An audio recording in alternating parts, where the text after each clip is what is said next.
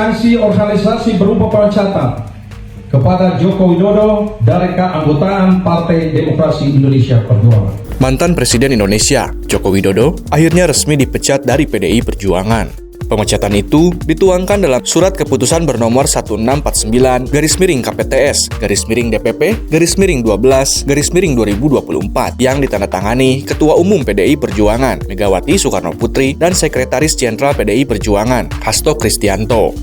Ketua Bidang Kehormatan DPP PDI Perjuangan, Komarudin Watubun, mengatakan, dengan diterbitkannya surat keputusan yang ditetapkan pada 14 Desember 2024 itu, Jokowi dilarang untuk melakukan atau menduduki jabatan apapun yang mengatasnamakan Partai Demokrasi Indonesia Perjuangan.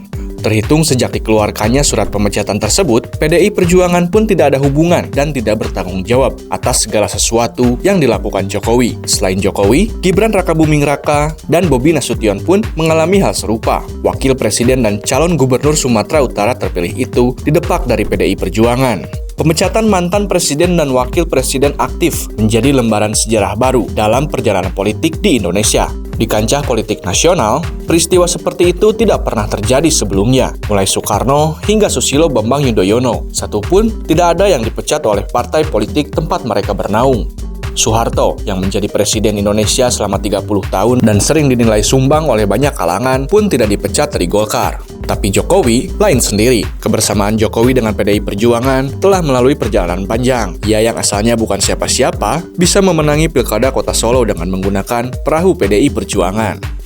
Belum tuntas menjalankan tugas sebagai wali kota Solo, Jokowi terbang ke Jakarta untuk membidik kursi gubernur. Bersama PDI Perjuangan dan sejumlah partai politik lain, Jokowi berhasil menjadi orang nomor 1 di Jakarta melalui pilkada yang digelar pada 2012.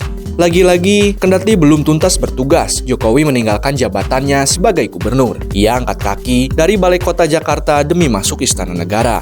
Pada Pilpres 2014, Jokowi terpilih sebagai Presiden Indonesia dan bertahan hingga 2 periode. Namun, dalam Pilpres 2024, Jokowi seperti lupa diri. Ia memilih bergabung dengan Prabowo Subianto, rival beratnya dalam Pilpres 2014 dan 2019, untuk melawan PDI Perjuangan. Bukan hanya dalam Pilpres, di Pilkada serentak 2024 pun, Jokowi berhadap-hadapan dengan partai yang telah membesarkan namanya. Dan kini, Jokowi bersama anak sulung dan menantunya resmi dipecat PDI Perjuangan. Jokowi dipecat lantaran menyalahgunakan kekuasaan untuk mengintervensi Mahkamah Konstitusi. Dan itu menjadi awal rusaknya sistem demokrasi, sistem hukum, dan sistem moral etika kehidupan berbangsa dan bernegara.